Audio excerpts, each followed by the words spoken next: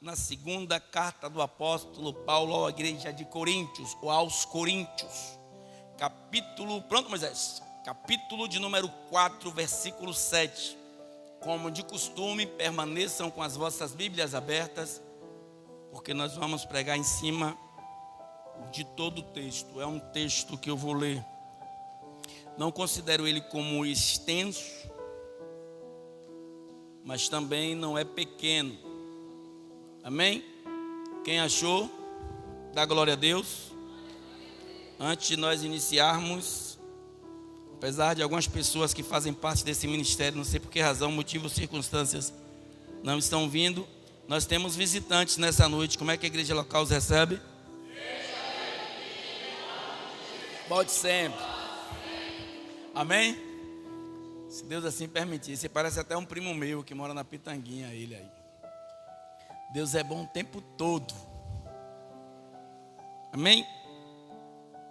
Vamos ler tão somente o versículo 7. Depois eu vou trazer um contexto geral do que nós queremos através do apóstolo Paulo. O apóstolo Paulo, a igreja, escreve 13 epístolas nas escrituras sagradas.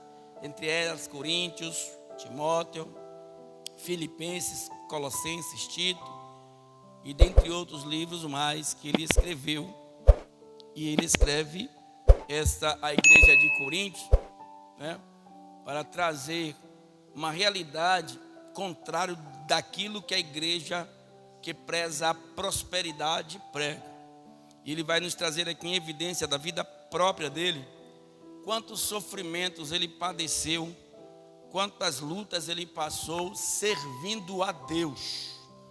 Capítulo 4, versículo 7 diz assim: temos, porém, esse tesouro em vasos de barro, para que a excelência do poder seja de Deus e não de nós.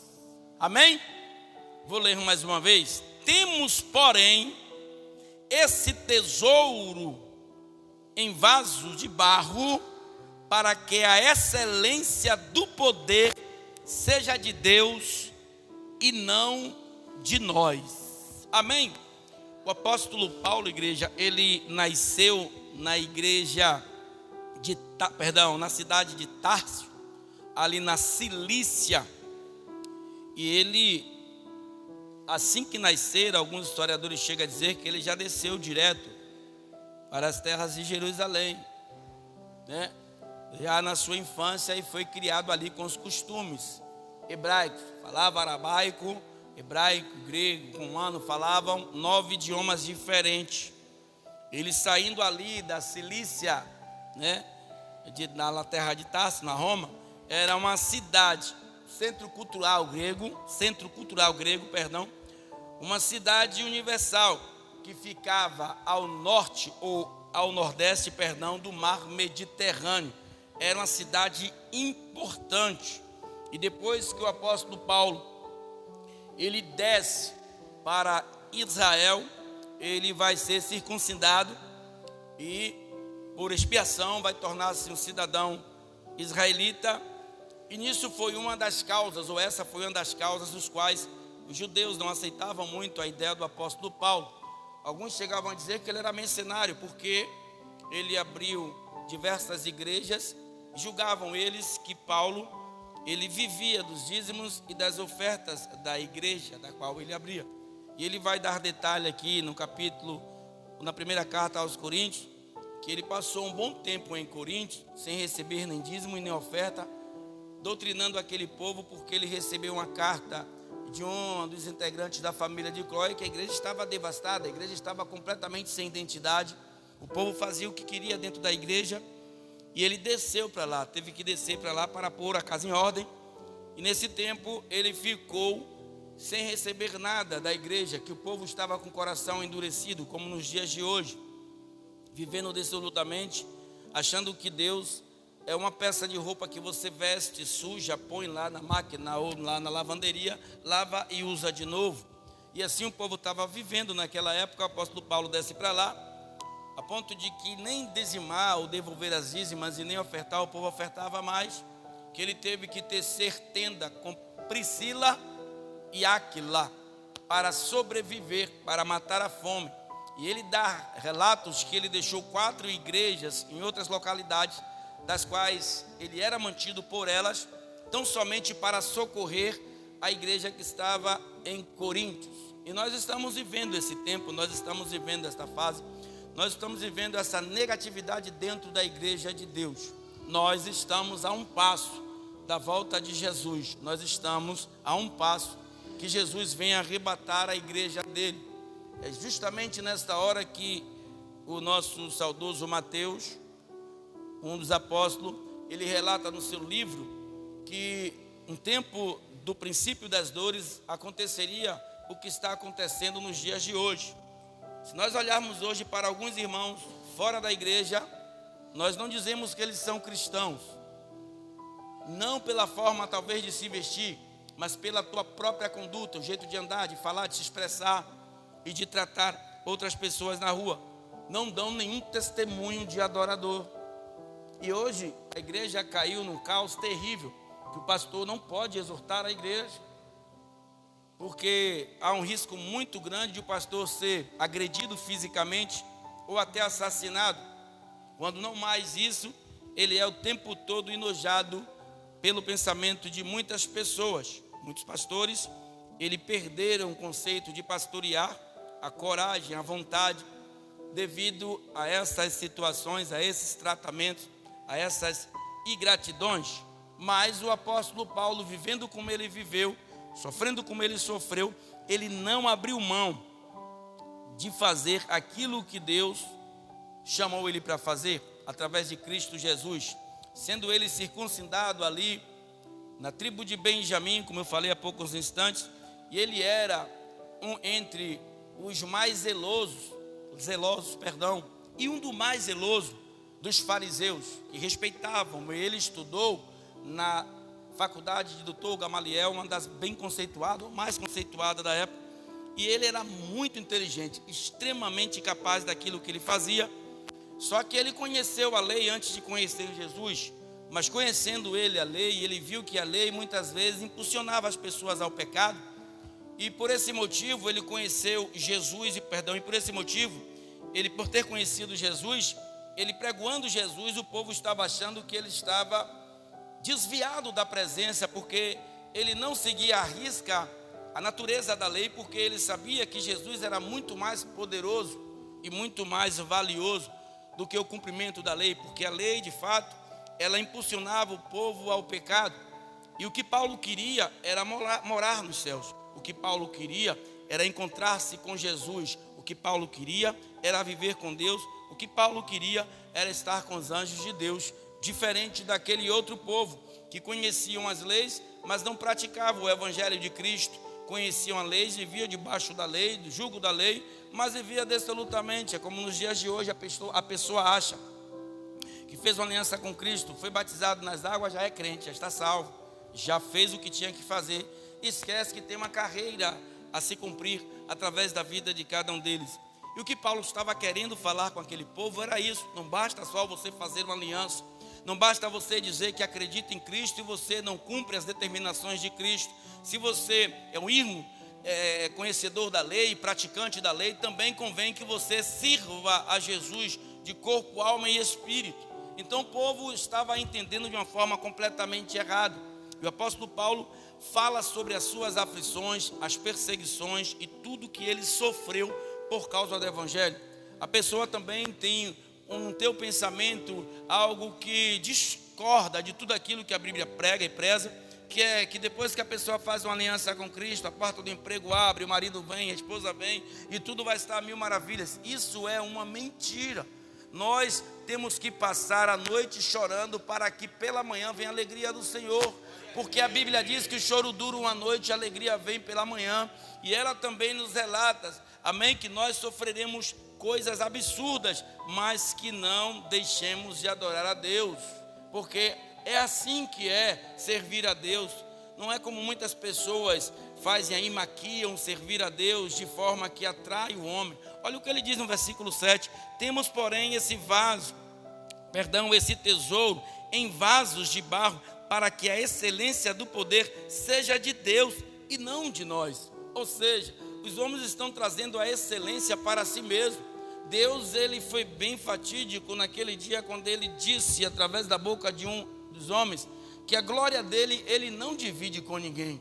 E nós não estamos entendendo isso, nós não estamos nos percebidos ou apercebidos para essas coisas, que Deus, ele não divide a glória dele com ninguém. O apóstolo Paulo, ele se classificava como um paupérrimo, como um entre os últimos homens de todos os tempos em relação a Deus.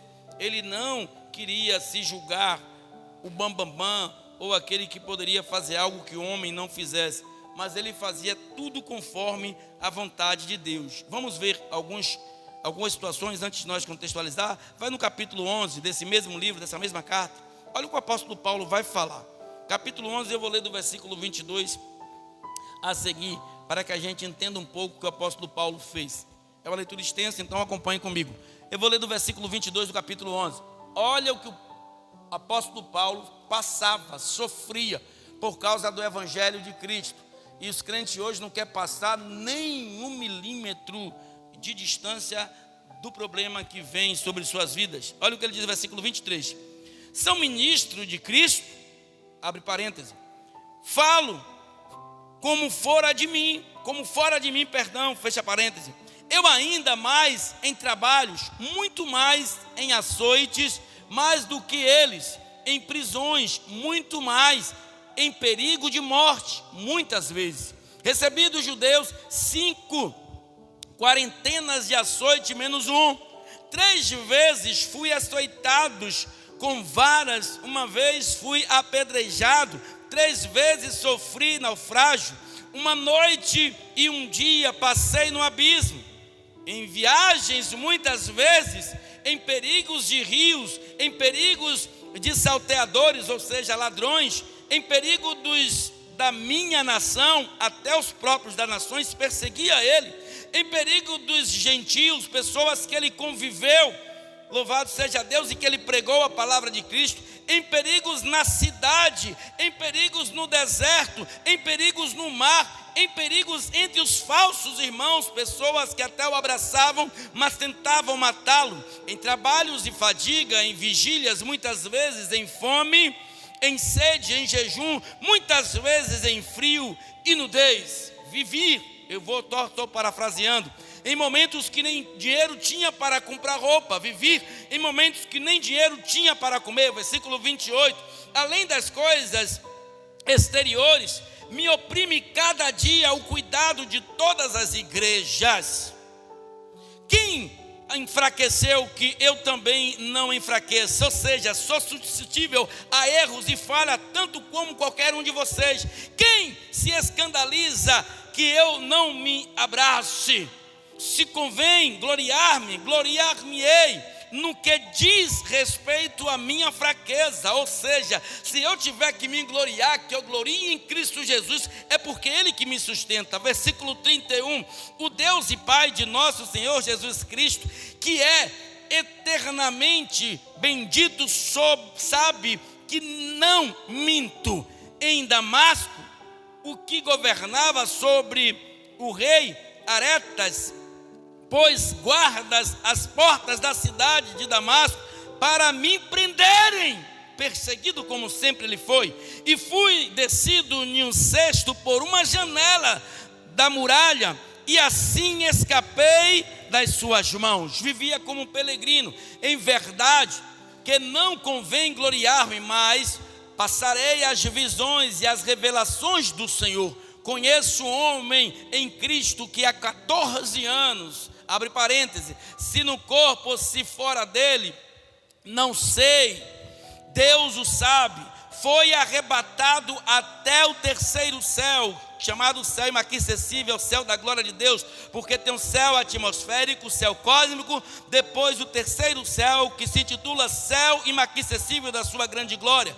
Versículo 3, e sei que o tal homem, se no corpo ou se fora do corpo, não sei, Deus o sabe, foi arrebatado ao paraíso e ouviu palavras inefáveis de que ao homem não é lícito falar. De uma assim me gloriarei, eu, mas de mim mesmo não me gloriarei, senão nas minhas fraquezas, porque a minha fraqueza, ela consiste no poder de Deus sobre a minha vida. Porque se quiser gloriar-me, não serei nécio, porque direi a verdade, mas deixo isso para que ninguém cuide de mim mais do que em mim vê ou de mim ouve. Ou seja, eu falo, eu anuncio, eu profetizo, mas nada é de mim, tudo vem da parte de Deus. Então não me vanglorei e glorifique tão somente a Deus. Versículo 7, e para que me não exaltasse pelas excelências das revelações, foi-me dado um espinho na carne, a saber, um mensageiro de Satanás, para me esbofetear a mim, a fim, de não me exaltar, acerca do qual 3 vezes orei ao Senhor para que se desviasse de mim, mas Deus não respondeu. Aí disse-me: a minha graça te basta, porque o meu poder se aperfeiçoa na fraqueza. De boa vontade, pois, me gloriei nas minhas fraquezas, para que em mim habitasse o poder de Cristo. Ou seja, em uma das viagens que ele fez, ele contraiu malária, e ele não entendia, porque ele ficou na fraqueza da carne, sem entender, sem força, sem expressão física para pregar, para andar, para estar fazendo a obra de Deus, e ele se sentiu ali um homem inapto. Mas Deus disse: fique em paz, a tua fraqueza, ela vai se aperfeiçoar na minha força, não entristeça, porque é o tempo que eu estou tratando algo que está dentro de você, para que você não se vanglorie.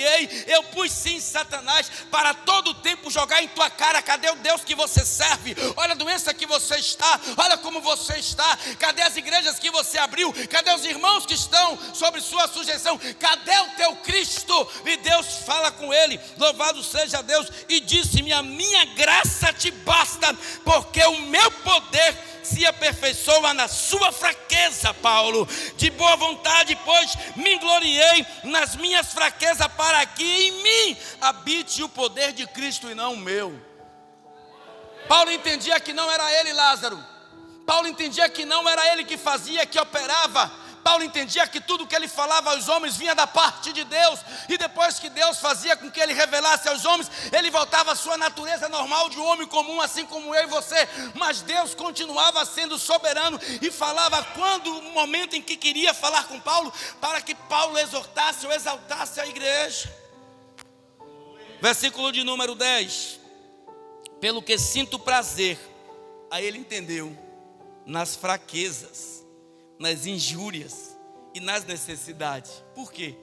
Eu sei que na fraqueza, nas injúrias, naquilo que me caluniam, que ficam tentando me julgar, nas minhas necessidades, eu me vanglorio. Agora sim, eu glorio o teu nome, eu vou glorificar o teu nome, que eu sei que o Senhor está comigo. Nas perseguições, parte B do versículo 10, nas angústias, por amor de Cristo, porque quando estou fraco, então eu estou forte.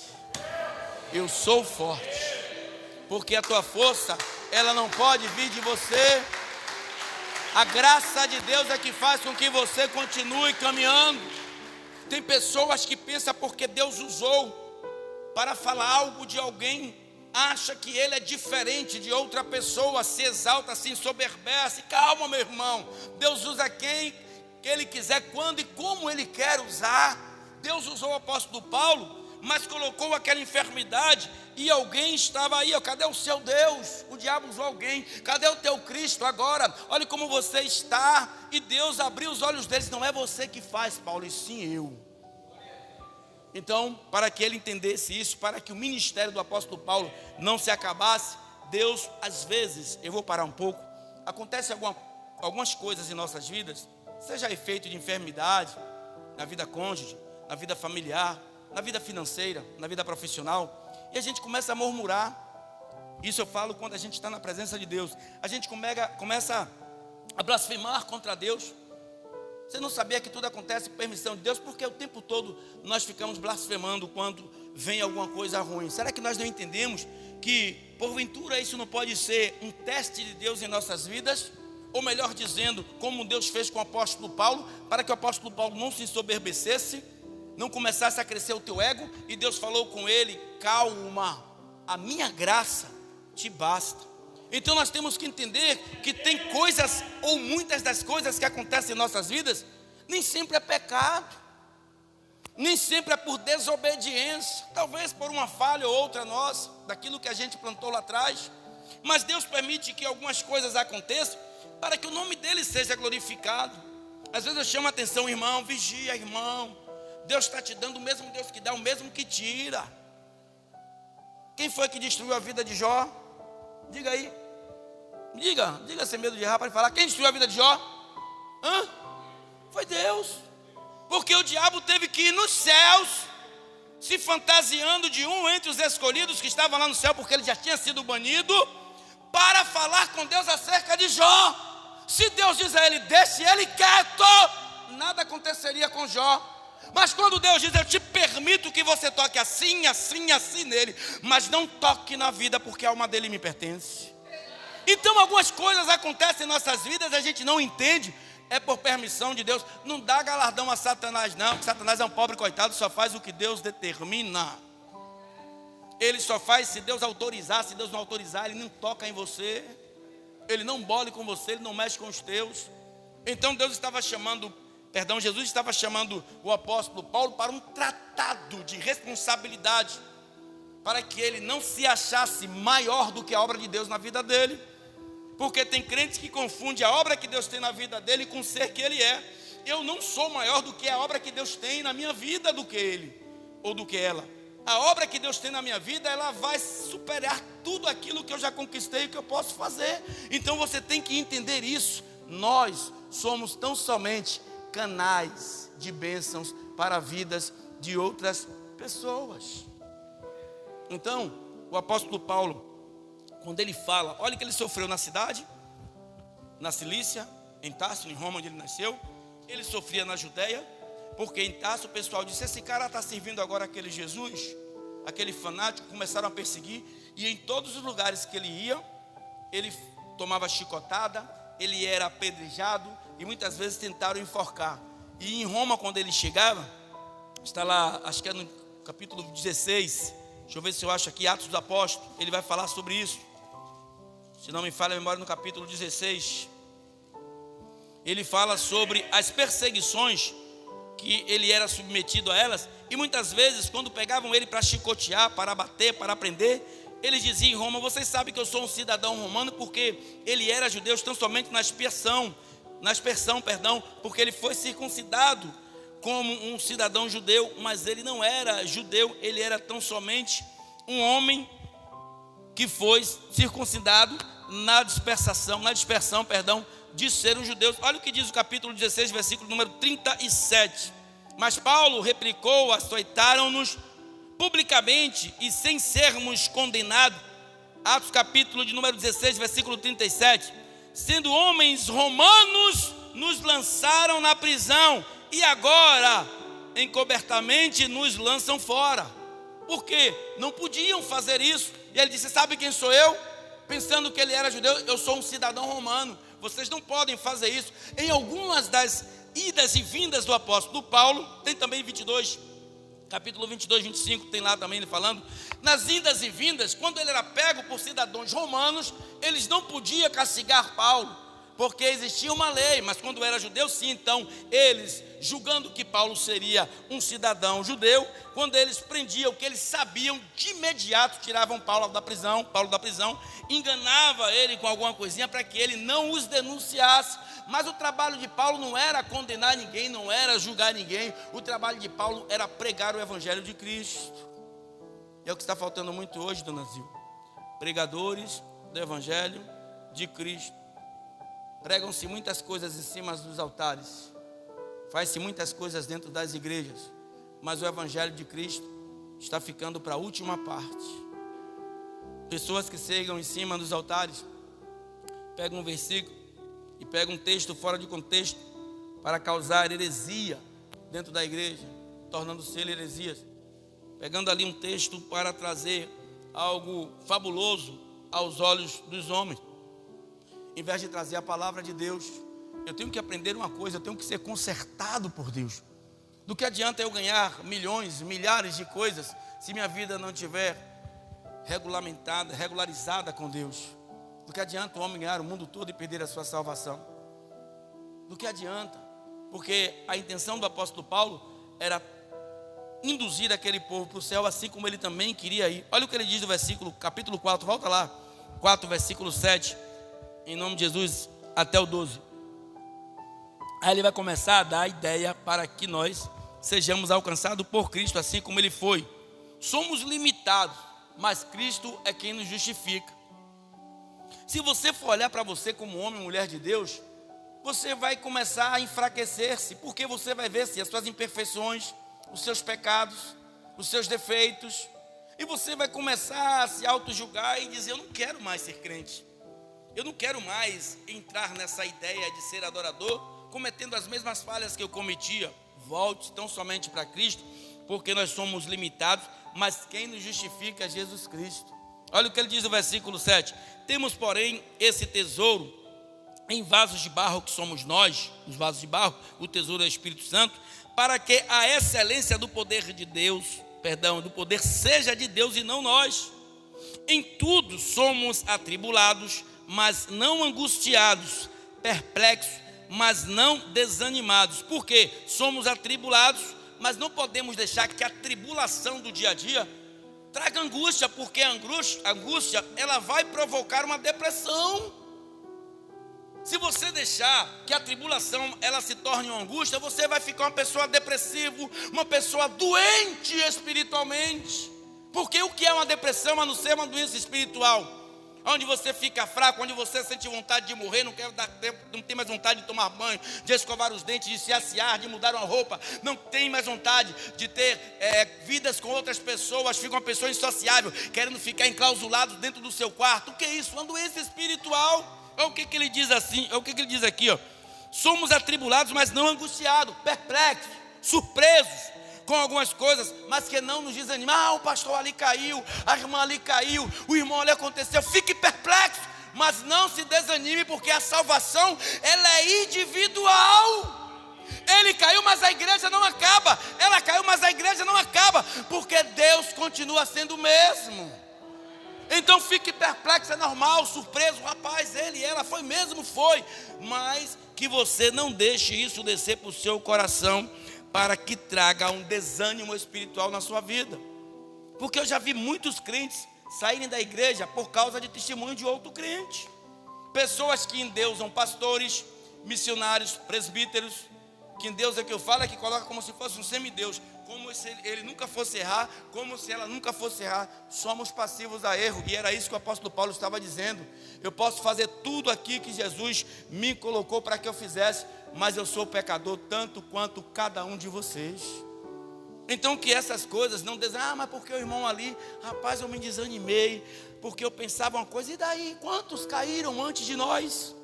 Quantos irão cair depois de nós? Quantos estão caindo em nossa geração? Aí você vai justificar-se a si mesmo com essa narrativa fula. Porque Rosenildo caiu, estava ali do meu lado, eu tinha ele como homem de Deus. É problema dele.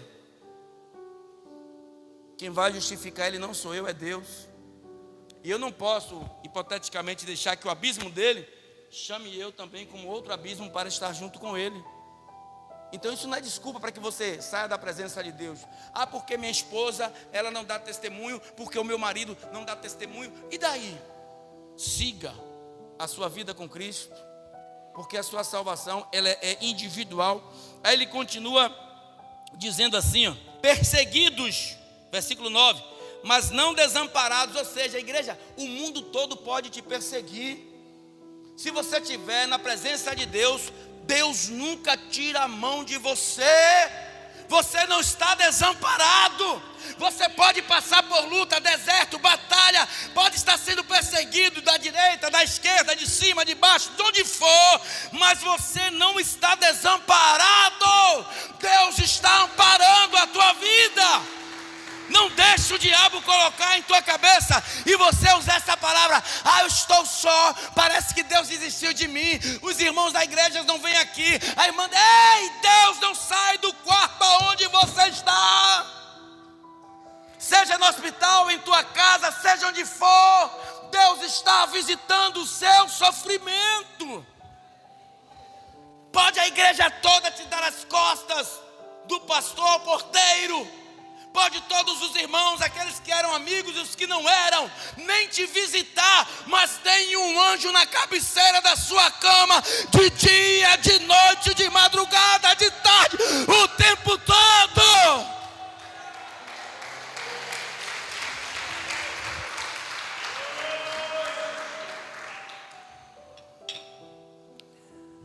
Desamparados, mas não abatidos,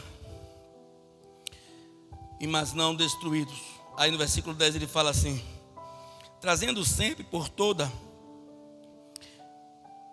parte a mortificação do Senhor Jesus no nosso corpo, para que a vida de Jesus se manifeste também em nossos corpos. O que é isso? Mantendo a carne impura, pecaminosa, vil, sórdida, todos os adjetivos ruins que você quiser lançar para sua carne, pode lançar. Tenha medo não. Tudo de ruim está atribuído em nossa carne. Tudo de ruim. Não se engane com isso não. Tudo de ruim. A carne, ela tem tantas prioridades, entre aspas falando, que o final dela é voltar para o pó da terra. Vai apodrecer, e depois ela vai voltar para a terra. Mas a tua alma não. Mas o teu espírito não. Ele tem a vida de Cristo sobre as responsabilidades das nossas almas e dos nossos espíritos. Olha o que ele diz no versículo 11. Do versículo 11.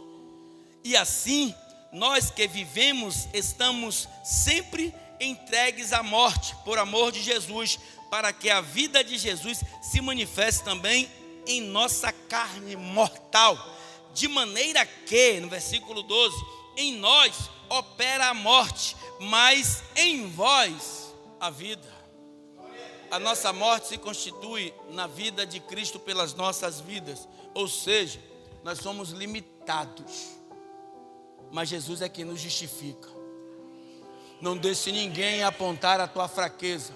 Não deixe ninguém apontar os teus erros. Não deixe ninguém ficar justificando a tua vida, porque a tua vida quem justifica é Deus. Porque Ele deu o teu Filho unigênito para que todo aquele que nele crê não pereça, mas tenha a vida eterna. Ele deu o Filho dele, não foi o irmão que está do teu lado, na sua direita e na sua esquerda. Ele deu o Filho dele, não foi o teu vizinho. Ele deu o Filho dele, e através do Filho dele foi cartas endereçadas às 7 igrejas da Ásia, ao anjo da igreja e não aos irmãos, para tentar te justificar.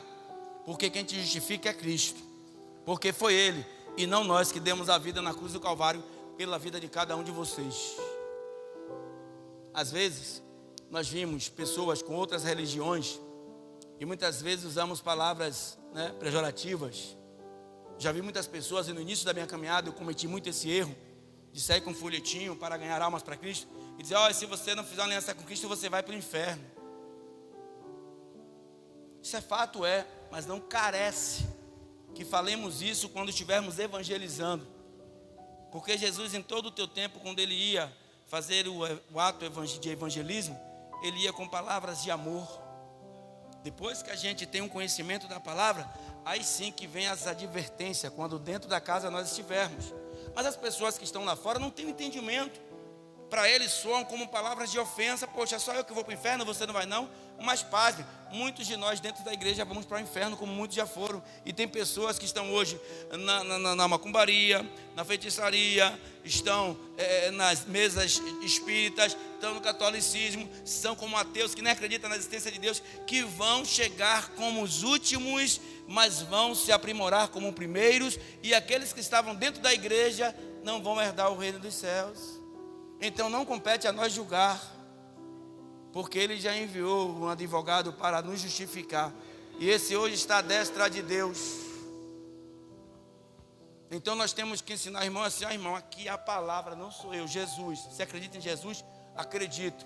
Você acredita que Ele foi enviado por Deus para salvar o mundo? Pronto, acredito. Em uma das passagens de Cristo, Ele mesmo fala: ninguém vem ao Pai, senão por mim. E a única religião que dá essa fala é a religião cristã, que ninguém vai ter encontro com Deus se não for por intermédio de Cristo. Mas de que forma? É você tão somente acreditando? Acreditar é ótimo, pô, eu acredito em Cristo, eu tenho uma aliança com Cristo, mas o próprio Jesus permitiu-se ser batizado nas águas, fazendo ali uma aliança. E depois ele deixou um legado para todos nós.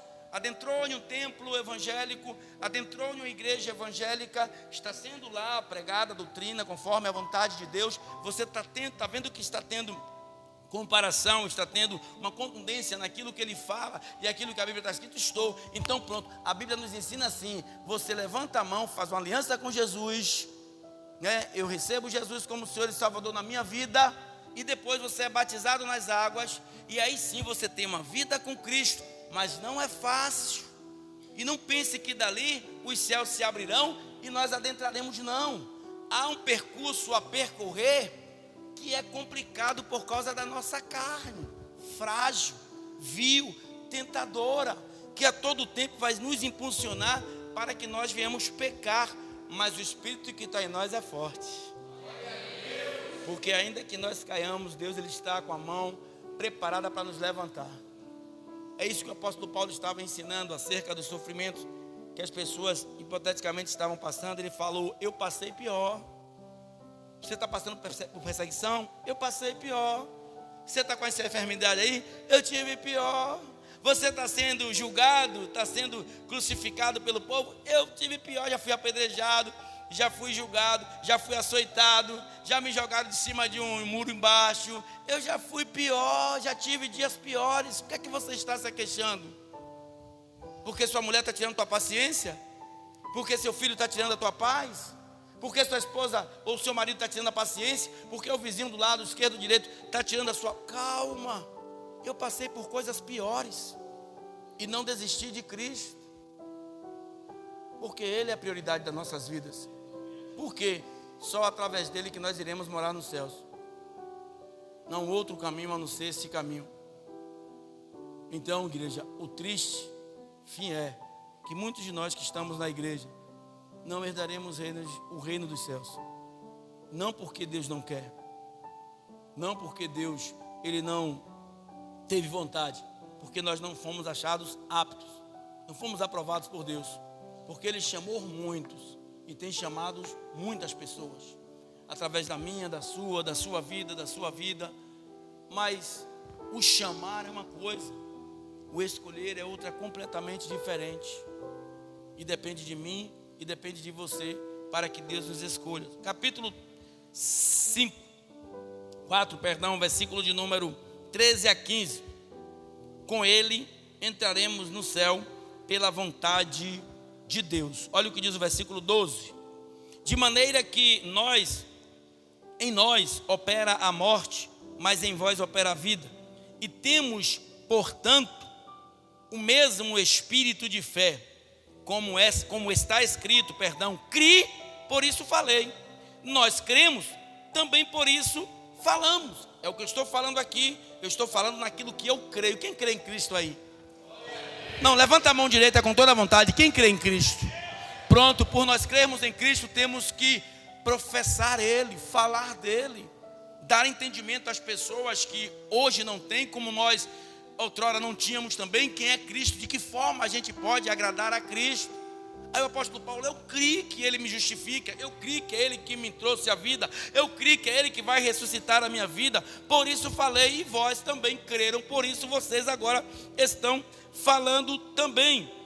Versículo de número 14: sabendo que o que ressuscitou o Senhor Jesus, nos ressuscitará também por Jesus, e nos apresentará convosco, porque tudo isso é por amor de vós, para que a graça multiplicada por meio de muitos torne abundante a ação de graças para a glória de Deus. Ou seja, vai como se um trabalho de formiguinha, um após o outro, e vai conquistando o coração de um, vai convertendo o outro, e aquilo vai se tornar um montante para a glória de Deus, para que Deus seja glorificado, porque tudo isso é por amor de vós, para que a graça multiplicada por meio de muitos torne abundante a ação de graças para a glória de Deus Pai Todo-Poderoso. Olha o que ele diz no capítulo 5, versículo 1 e 2.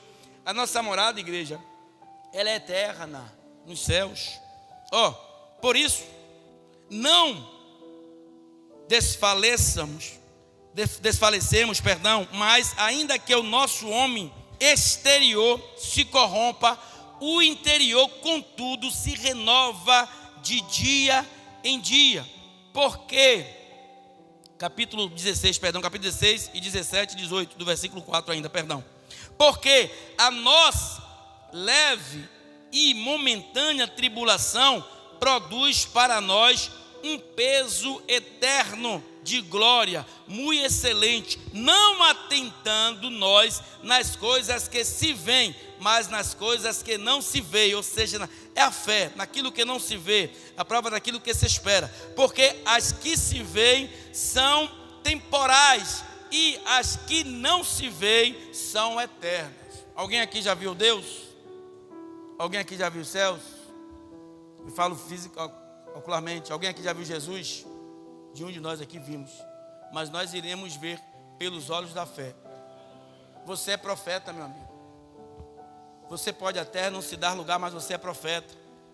Talvez a circunstância da vida está fazendo com que você não acredite em nada do que está sendo dito aqui. Talvez você não esteja nem entendendo o que Deus quer falar com você. Mas de uma coisa eu sei, se você está aqui dentro nesta noite, é porque Deus te pôs aqui dentro nessa noite. E nessa noite Ele quer fazer de homens e mulheres aqui profetas, homens, profetas e mulheres missionários de Deus dentro desse lugar. Mas depende de nós, a excelência é de Deus, mas a vontade, o desejo é nosso. Quem que almeja por uma vida melhor do que a que está vivendo? Primeiro sou eu. Sua vida está ruim, pastor? Não, mas eu quero o melhor, porque Deus Ele tem o melhor para a minha vida. Com isso, eu não vou me apartar das coisas que possam ocorrer, que vai trazer danos colaterais, porque a Bíblia nos ensina que nós temos que viver dessa forma, para que Deus opere em nós o milagre. Viver na vontade de Deus, viver conforme a vontade de Deus, sabendo que uma hora Deus vai arrebatar-nos dessa terra, seja na volta de Cristo ou não. Quantas pessoas morrem aí, estão bem, daqui a pouco dá um infarto fulminante. Tem um câncer, o câncer vem e não deixa que viva nem 6 meses. A pessoa chega a óbito rapidamente. Aí eu te pergunto, nós nos preparamos para não morrer, vamos para o médico e fazemos todos os procedimentos ali da medicina e nos preocupamos para que não morramos, mas nos preocupamos com a alma se porventura morrermos? Será que nós dissemos assim, poxa, eu estou me preocupando aqui com a medicina para ser curado, para ser tratado, mas eu tenho que fazer uma nova aliança com Cristo, porque se eu não sobreviver, pelo menos eu quero que minha alma seja recebida pelo Doutor Espírito Santo, na vontade de Deus. Nós pensamos assim, porque nós não queremos ver pela fé, e sim ver pelas coisas materiais e seculares. Agora sim, capítulo número 5, versículo 1 e 2, diz assim: porque sabemos que se a nossa casa terrestre desse tabernáculo se desfizer, temos de Deus um edifício, uma casa não feita por mãos eternas nos céus, ou seja, não feita pela vontade do homem, mas pela vontade de Deus. Deus tem uma casa, igreja, para mim e para você, para que nós venhamos morar lá eternamente. Passará tudo que aqui está, os céus e a terra, mas esta palavra, ela não passará. Deus, Ele tem algo conosco muito mais importante do que Ele teve com os anjos, porque através das nossas vidas, ou melhor dizendo, por causa das nossas vidas, Ele deu teu Filho unigênito para que nos salvasse, pecadores como somos, falhos como somos, da maneira que nós vemos o tempo todo dando as costas para Ele, mas ainda assim Ele não nos desampara. E quem somos nós para que Ele nos ame tanto assim? Você já parou para analisar quem você é, de fato? Que podridão em nossa vida, em nosso agir, em nosso pensar. Quantas falhas cometemos e não estamos nem aí para o que Ele faz por nós. Imagina aí, você está merecedor do que Deus tem feito por você? Para pensar. Você está merecedor dessa varoa que Deus te deu aí, com todos os defeitos, mas tem as partes boas que ela te traz alegria, em momentos talvez de muita dificuldade. Vocês mulheres, vocês se acham merecedoras desses maridos que vocês tanto reclamam dele aí? Você se acha merecedor dessa roupa que você está vestindo, da comida que você comeu hoje? Você acha-se merecedor disso?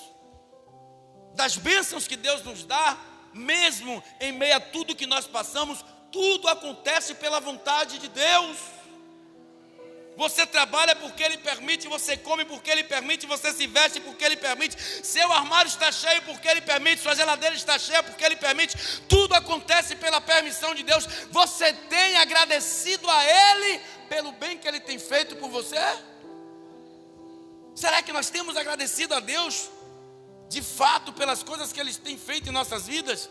Pela saúde que há em nós, ainda que alguns estejam enfermos, mas tem pessoas com quadros clínicos bem piores do que o de vocês que estão doentes. Pessoas em leprosários, lá no Couto Maia. Pessoas na CAASA, Casa dos Aidéticos da Bahia.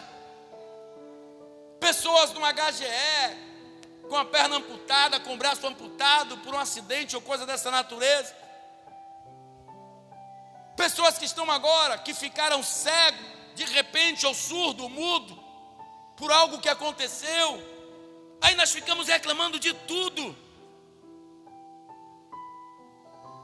Pessoas que têm que depender de outras para sobreviver, dentro de um leito hospitalar, sofrendo em cadeias públicas. Ainda que venhamos adjetivá-los como marginais, pedófilos, estupradores, não importa. Foram pessoas vítimas de si mesmo ou da sociedade. Cadeias públicas que é para ter 20 homens, estão com 70 aglomerados um em cima do outro. E você está reclamando de quê? Pessoas deitadas de um lado de outra pessoa no hospital, quem sabe com a parte do corpo necrosada, com cheiro horrível, e a pessoa tem que estar ali naquele quarto dia e noite, sentindo aquele cheiro porque não pode sair. Ou a pessoa que está acometida dessa enfermidade com a parte do corpo necrosada, que tem que fazer curativo constantemente, e você está reclamando de quê? O apóstolo Paulo estava trazendo essa verdade para a igreja em Coríntios. Nós temos uma vida boa e reclamamos de tudo.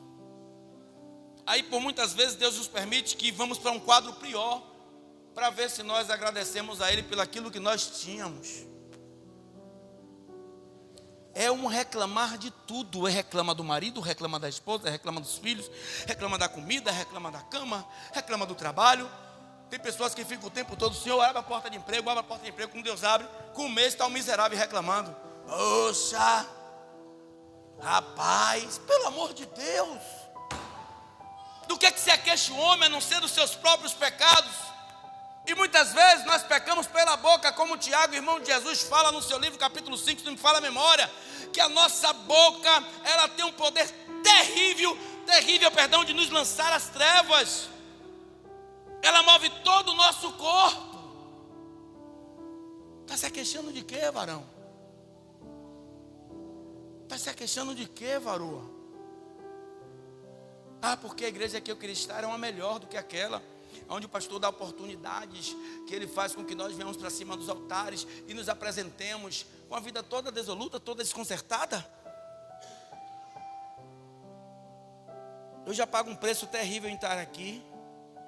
Você acha que eu queria estar aqui? Deus sabe que eu trocaria lugar com qualquer um de vocês para estar aí, porque eu só ia me responsabilizar com minha vida.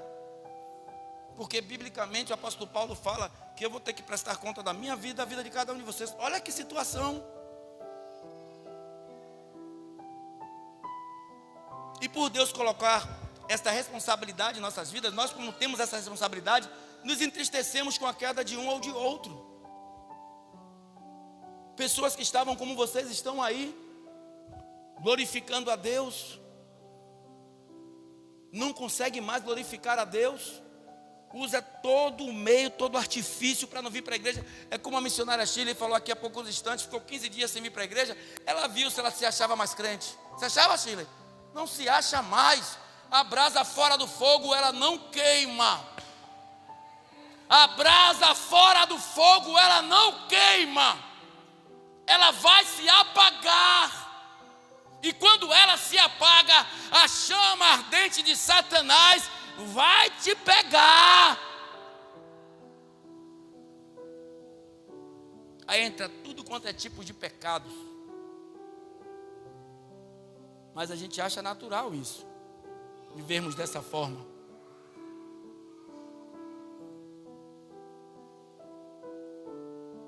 A gente acha natural. Como eu disse aqui, repito, sou muito claro naquilo que fala aqui em cima. Falando com o irmão, o outro ouviu do outro lado. Ô, fala irmão, aí nunca mais vai para a igreja. Ele é obrigado a gente ir para a igreja todo dia? Ô irmão, tu não me conhece. Não está mais aqui quem falou, irmão.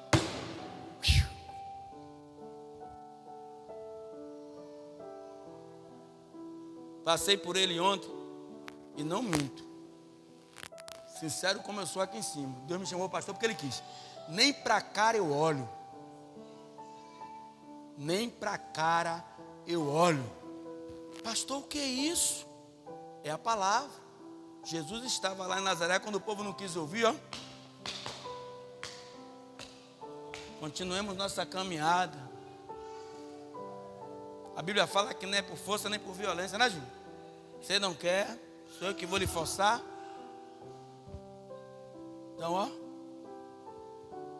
Aqui, tanto dá a Deus, como dá até logo. Se for questão de adeus, bye bye. Miranda.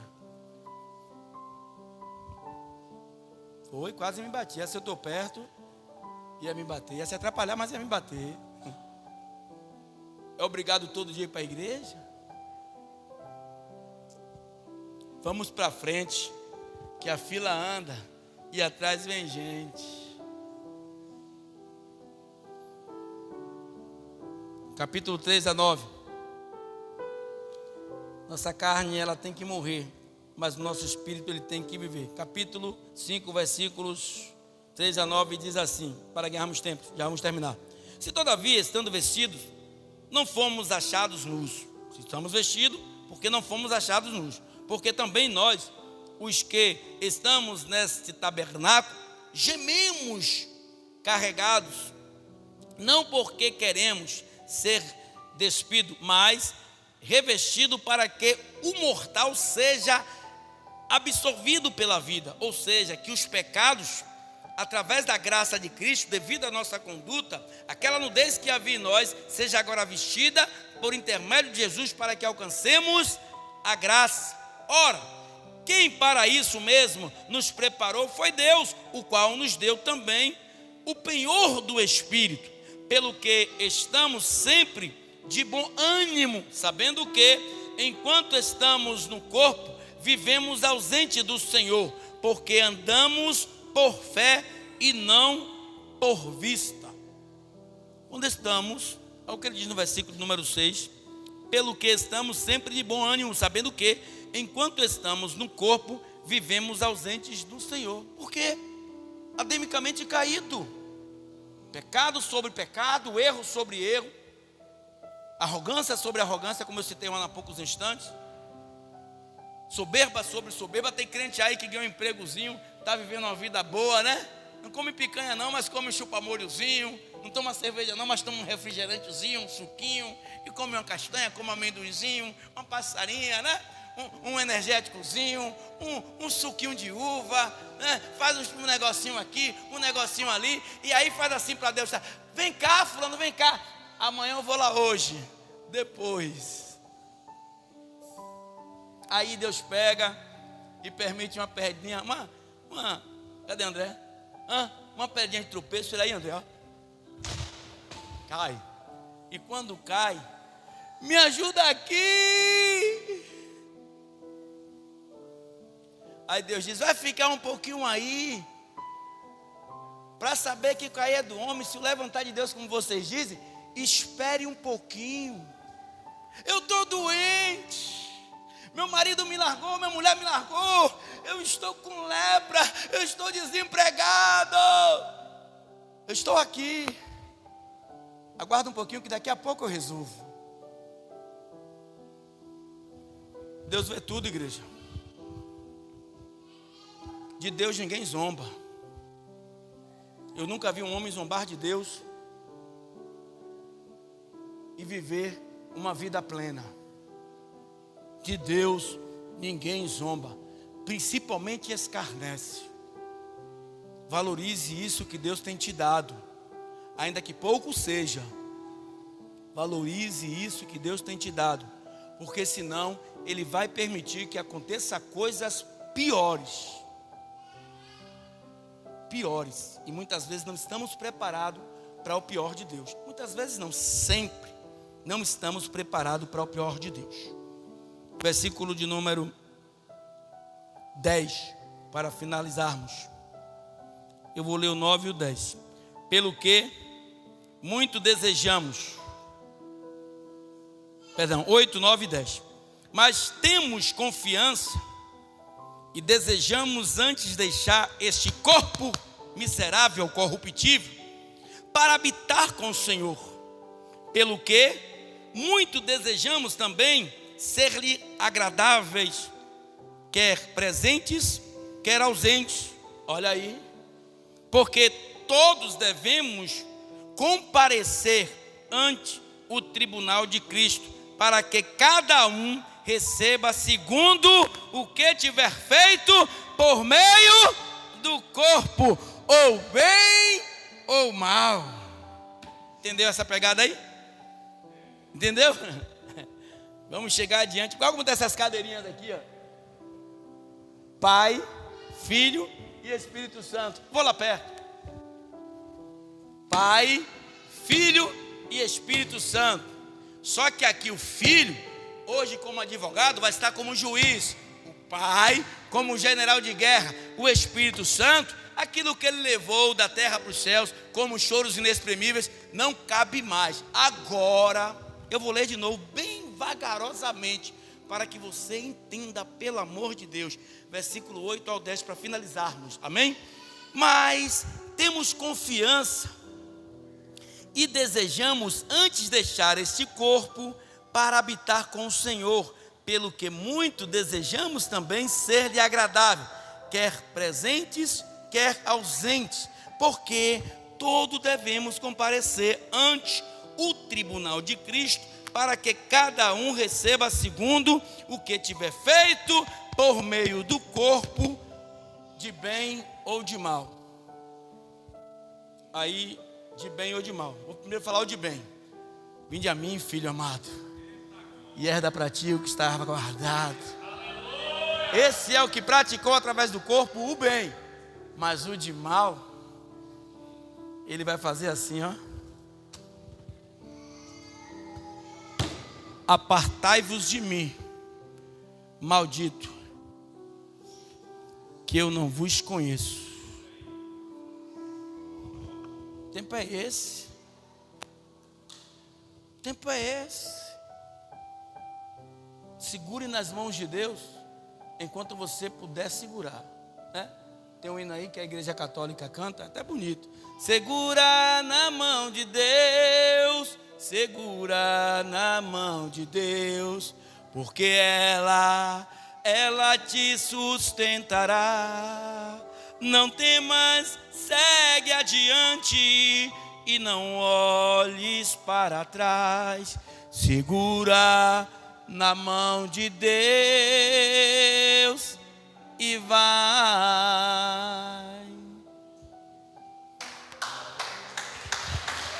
Fica de pé em